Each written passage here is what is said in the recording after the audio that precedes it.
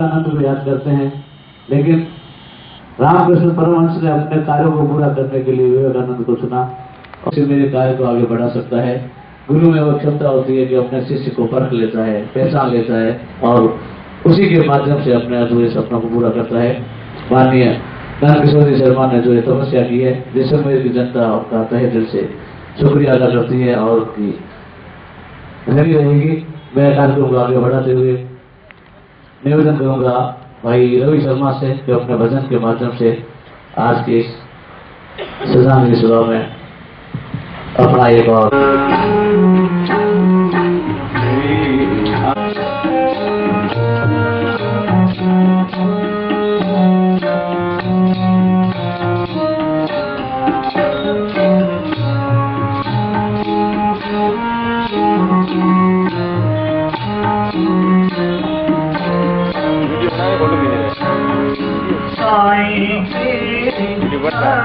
Video बन रहा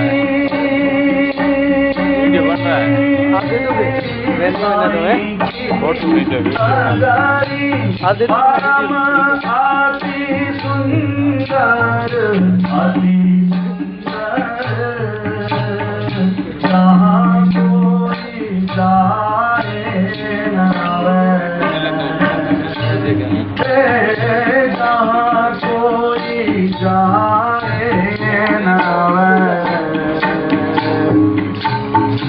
चांद सूरज कहाँ, चांद सूरज कहाँ, पवन न पानी, पवन न पानी, को संदेश पहुँचावे, को संदेश पहुँचावे।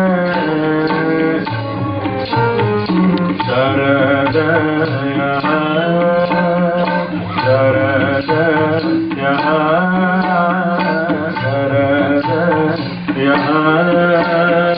साईं को सुनावे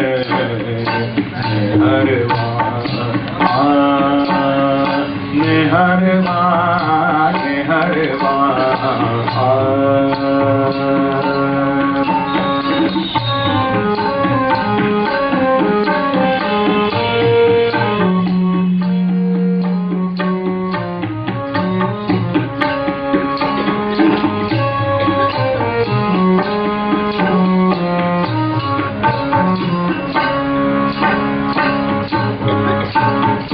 बिन सतगुरु आपनो नहीं कोई, आपनो नहीं कोई, भूल राह बतावे, कोई राह बतावे। कहते कबीरा सुनो भाई साधो, सुनो भाई साधो, सपने में प्रीतम आवे, सपने में प्रीतम आवे। सपन यह पिया ही बुझावे निहरवा निहरवा निहरवा निहरवा नमकान भवे नमवा निहरवा।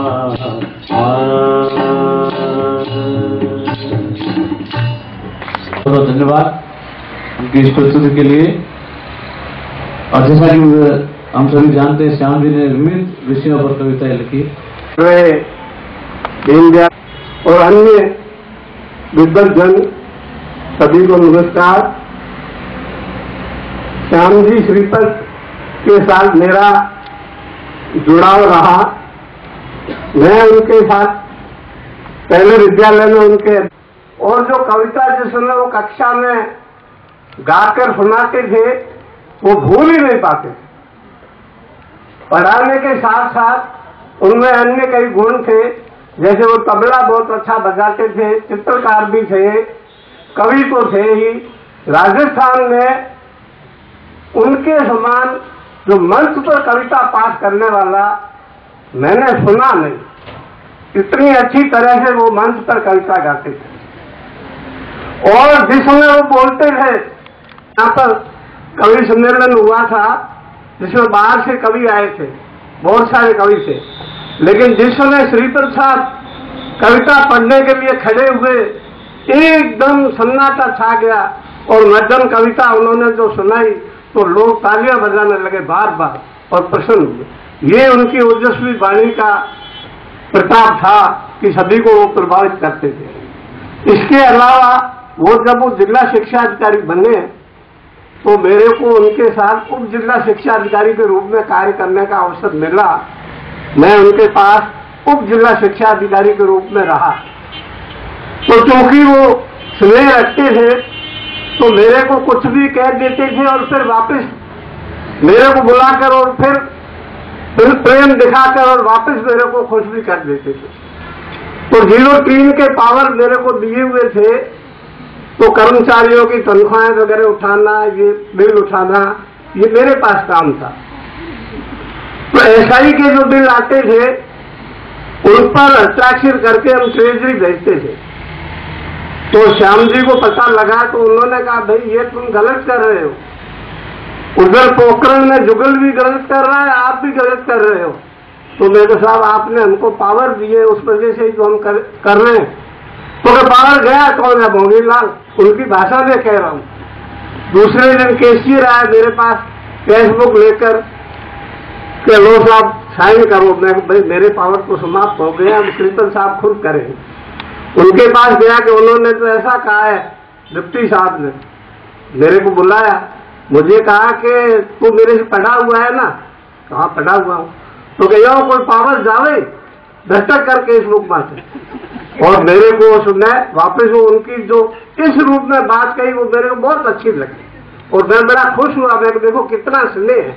और मैंने फिर हस्ताक्षर करने प्रारंभ की। एक और दूसरी घटना है, उन्होंने कोई स्थानांतरण के आदेश थे तो मेरे पर विश्वास करके मुझे और बंसीलाल भाटिया को कहा कि आप जाओ, मेरे को कहा आप साइक्लोस्टाइल निकलवा के और इनको दे देना बंसीलाल जी को। मैंने उनको दे दिया। तो वहां पर वो पहुंचे तो मैं गया नहीं था, बड़े नाराज हुए, मेरे को बुलाया घर से, तू क्यों नहीं आया? मेले होते थे क्या? मेरे को थोड़ा वो महसूस हुआ, लेकिन उसी समय किसी को भेजकर और ठंडा मंगवाया और कहा कि तेरे को पीना पड़ेगा क्योंकि तू मेरा शिष्य है ना। उसी समय खुश कर देते थे। ये उनमें इतनी अद्भुत कला थी, पूछो ही मत। और उसके बाद में वो सेवानिवृत्त हो गए। और उससे पहले की ये घटना है कि मेरा नगर पालिका में कोई कार्य था नक्शा पास करवाने का, तो मैं उनसे छुट्टी लेकर थोड़ा आधा घंटा जाता था। और लेकिन वहां काम होने में बड़ी दिक्कत आ रही थी। तो मेरे को पूछा तू रोज रोज कहाँ जाता? मैं साहब नगर पालिका। क्या काम है? मैं को नक्शा पास करवाना। किसके पास है? मैं को चंद्र मोहन जी के पास फाइल आई हुई है जो उनके थे भतीजे थे। तो संयोग से बाजार में एकदम चंद्र मोहन जी मिल गए, काम करता है, इसकी फाइल तुम नहीं रोकोगे, कल की कल निकल जानी चाहिए। इतना कह के छोड़ दिया। दूसरे दिन वास्तव में चंद्र मोहन जी मेरे पास आए और नाप जो लेने लगे और सारा काम करके कर दिया। तो इतना स्नेह रखते थे। तो एक अधीनस्थ कर्मचारी का कोई काम अटके तो उसको निकलवाना, उसके साथ कैसा व्यवहार करना, ये जो उनमें दक्षता थी, ये प्रशासनिक दक्षता थी। और ऐसी प्रशासनिक दक्षता बहुत कम लोगों में होती है। अंत में फिर जब वो सेवानिवृत्त हो गए और मैं कार्यालय में संयोगवश अतिरिक्त जिला शिक्षा अधिकारी रूप में कार्यरत था, तो रमेश जी का, उनके पुत्र रमेश का प्रमोशन होने वाला था, एलडीसी को नहीं हो रहा था, तो किन्हीं कारणों से रुका हुआ था। मेरे पास आज मोंगेलाल आज बैठे हुए तो उसे नहीं रुको नहीं। फिर हमने जो वहां से एनओसी आई डीओ साहब थे, उनसे मिलकर मैं को साहब हमारे गुरु जी हैं, जिला शिक्षा अधिकारी है, अपने को जल्दी काम करना।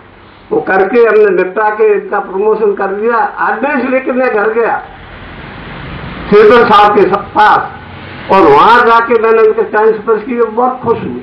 मुझे कहा मांगीलाल तुमने आज बस नंबर ले लिया, रंग ले लिया भाई। इतना उनका देखो सुने, कवि सम्मेलन जब भी होता था मेरे को घर पे फोन करते थे कि मांगीलाल तेरे को आना है, कवि सम्मेलन में आना है।